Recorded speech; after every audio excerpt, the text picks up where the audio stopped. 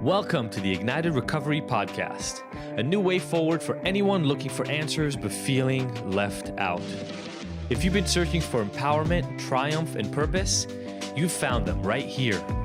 You won't hear the same solutions, and you're not going to have any excuses to fall back on, because Ignited Recovery allows heroes to rise and become their best selves. I'm Dr. Adi Jaffe, and I can't wait to be your guide on this journey. Are you ready to become an ignited hero?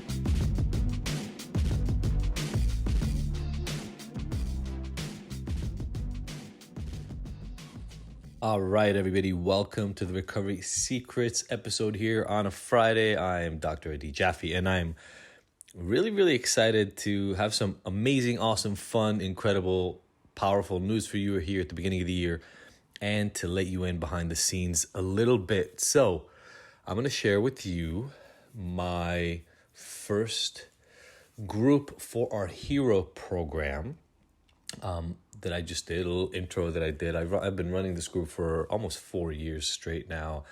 Love it. It's incredible. I've shared it with you a handful of times before.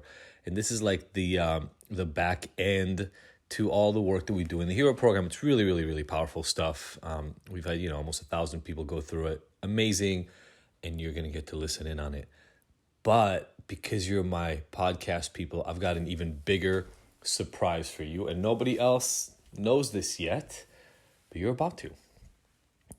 We're about to open up that group to help people with dry January in the beginning of the year and the insanity that's happening here with COVID. We're about to open up that group for you. So all you're going to have to do for that is below here in the show notes, we will have a link for you to go, and you'll have to ask for access for it. Just give us your email, and we will send you a very special invite to these Zoom meetings, not just to one of them, but for the foregoing future. You will have access to the same group that this little behind the scenes piece happened. I don't know how long we're going to keep it open, and I don't know how long we will give the free groups away, but we're doing it right now. Monday is technically when it's going to open to everybody else. But because you're listening to this, to my words right now, you're going to get access. So just go below, you'll have the link, and you'll be able to do that. You'll see on that landing page, we're actually offering some other incredible little benefits for you all at the beginning of the year. All this free stuff to just help people who are struggling with COVID, struggling with this political insanity, struggling with dry January, anything else so we can help you. We're here for you. I hope you enjoy this. The goal of today's session, the one that you're going to hear here, is how to move away from this BS notion of new year, new you, where you keep yourself in these cycles of annually compromising and disappointing yourself, and how to actually achieve success and change your life. Hope you enjoy it. See you on the other side. I don't know about you, but when 21 came to be, which I only found out about the next morning because I was not up at midnight, 3 kids, a wife, and 2 businesses in, the days that I make it till midnight are few and far between. But the next morning when I woke up and it was January 1st, I realized life just kept going. Like nothing major changed between 2020 and 2021. And I think that's what brought this front and center for me about making this a conversation piece for us. I don't know, man, just like screw quit dates. Screw, I'll do this when, like that. None of that, all that shit is just like pushing our needs to the side in the meantime, as we stay stuck in places that we don't like. And I'm as guilty as everybody is at getting really comfortable with where I am, even in the areas of my life that are uncomfortable. But that's the work that we do here week after week. Is our job is not to beat ourselves up over that. There's comfort and ease at continuing down the path you've been on, even when it sucks, even when there's pain. There just is. You know how to do it, right? Who was I? I was talking to a client. This was a couple, and when I was speaking to the man alone, he would walk me through this is pre-corona. So what would it look like when he would go back home at the end of the day after work, and he would stop somewhere to get a drink, And when you heard him tell the story, it almost just sounded like something you would open a book about. He'd leave the office and he'd been stressed out about office work all day, but he was coming home. And so he knew that there's going to be some friction and pain and stress at home because he and his wife weren't getting along. Obviously, that's why they came to see me. So, on the way to work, he would just stop at a bar, have a couple of drinks, get himself ready for the fight with his wife, and get home, help with the kids until the kids went to sleep. And then they would fight. And then he would go to one room and watch whatever he was watching, and she would be in another room doing whatever she did. And when he told it sounded so normal. It just sounded so like, okay, well, it's just how I live my life. And I think that was how he got used to living his life. It was just, 5 o'clock. All right, I get off work. I'm going to take the 49. I'm going to stop over at that bar. Right. Like it just unfolded. And would he have liked to not fight with his wife? Sure. Would he have liked to not necessarily have to stop at a bar at 5:28 or whatever every single day on the way home and have a couple of drinks so he could deal with that fight and deal with what there's? I'm sure. Would he have liked to not leave every single work day substantially less stressed out and not needing to kind of like get himself ready to deal with the home life? I'm sure. I mean, that's why they came and paid me money, right? To see me, is they would hope that those things would go away. But if they didn't, they all kind of knew how to operate in this mode. They just kind of knew it. And I think, to be honest, that's a thing we're all going to have to fight.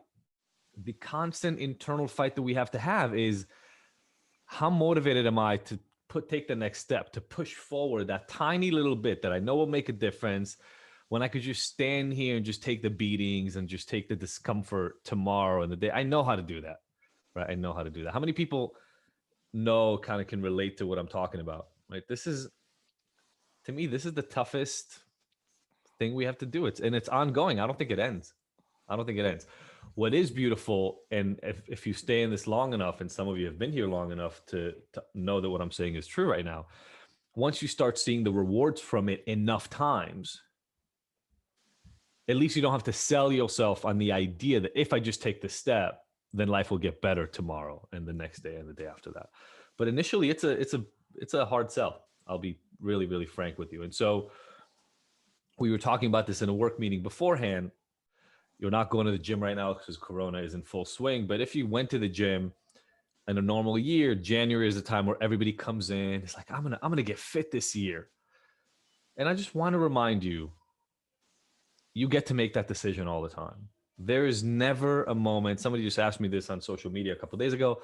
There's never a moment that's too late. It just doesn't exist. Get it out of your lexicon.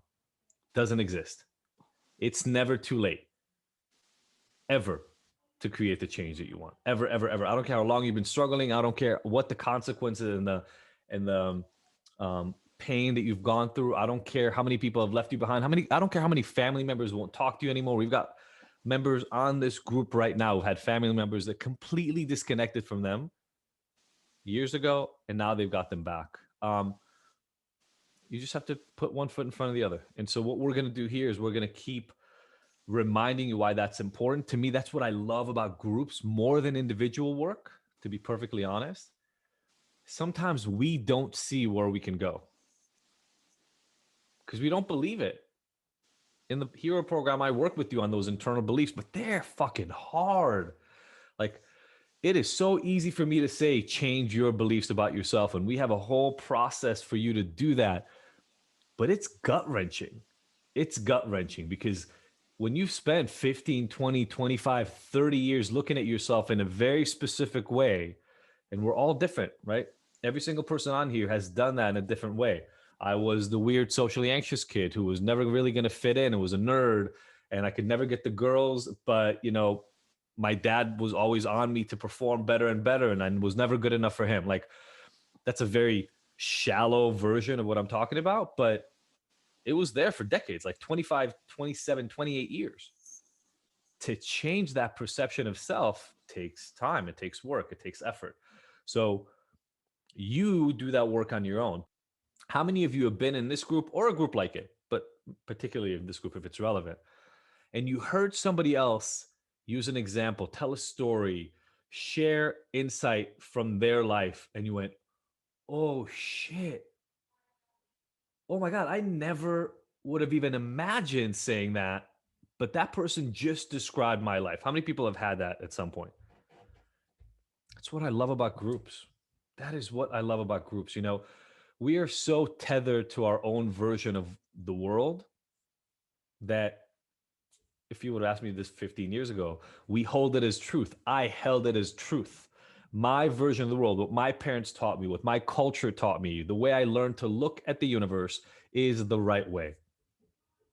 And that is tough to beat out of us. It's really, really tough. So when we hear somebody else who has a very different perspective share a common story, I think what it does to us is it cracks open a window.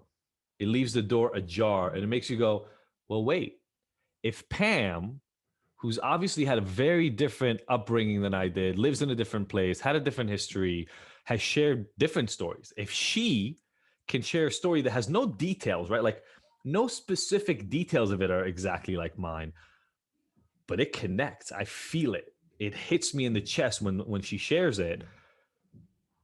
Maybe there are other aspects to all these different people that are different than I am that can make us a community, that can connect us, that can create a bond between us.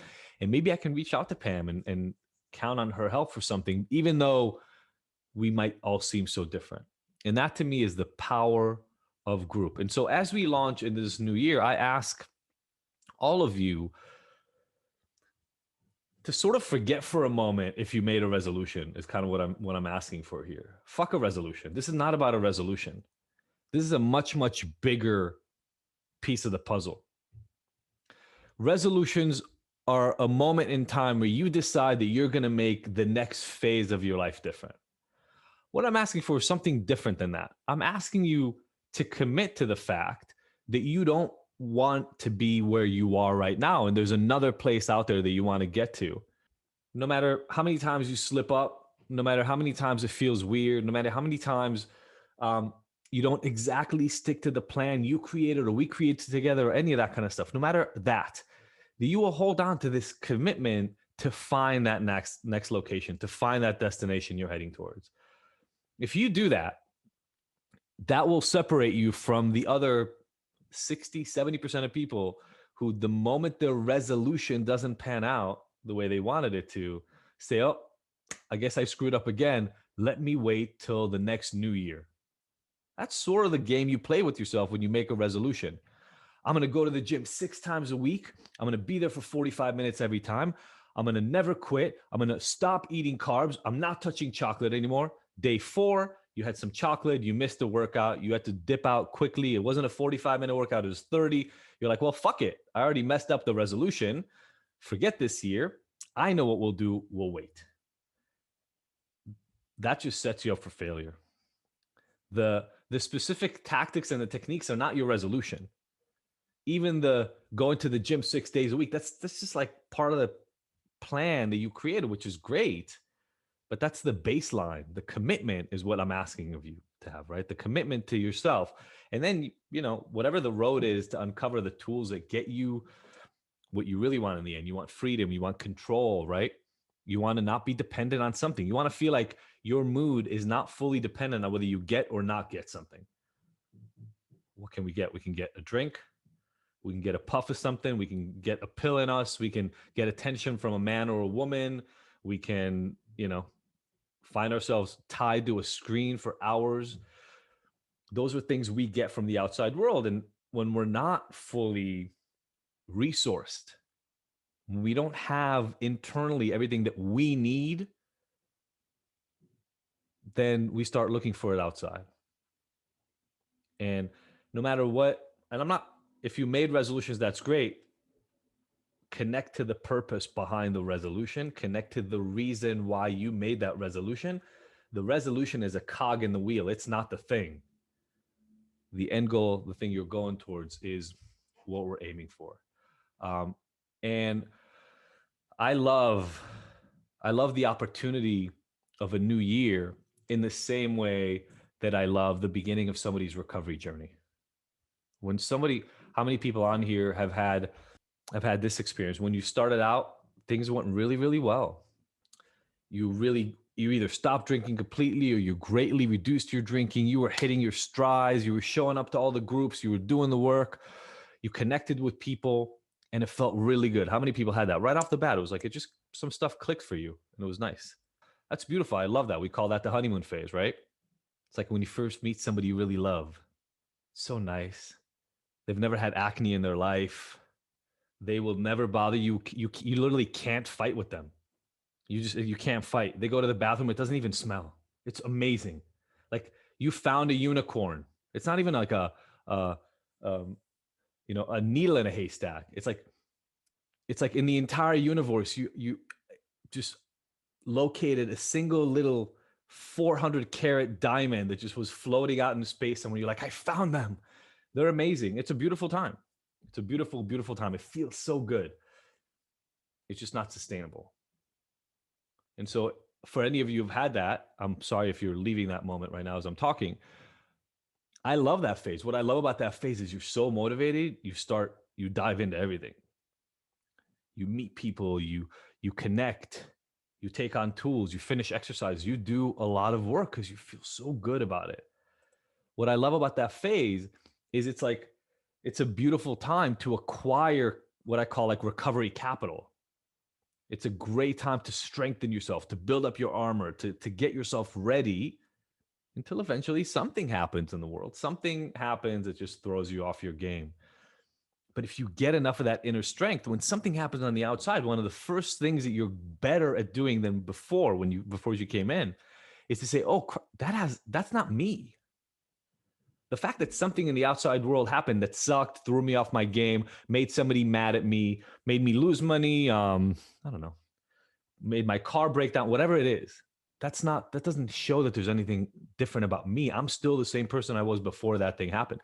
And that's the belief part that I'm talking about that takes a little while to source, because how many people have been yelled at, bitched out, told that you were to blame, cussed out, told not to pursue anything, like because you're not worth it and you're a loser. Like how many people have been in that place at some point in life?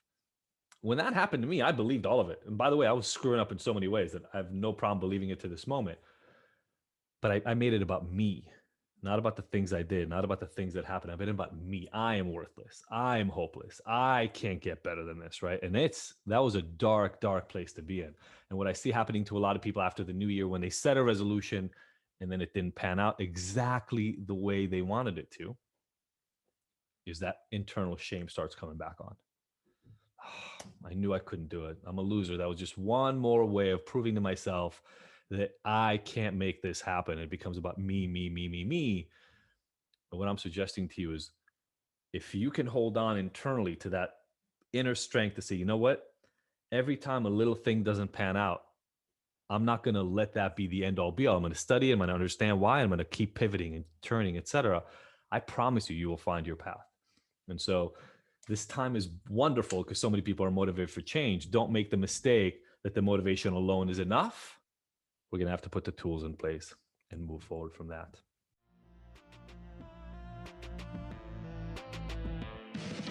Thank you for tuning in to the Ignited Heroes Recovery Podcast. I really hope you found the information here useful and that we'll see you back here next week. And look, I want to make sure that this podcast is the most useful it can be for you. So please let me know by emailing info@ignited.com if there are any specific topics or questions you'd like to have addressed. As usual, if you like this episode, I would love for you to leave us a 5-star review and rating. Thanks, and see you next week.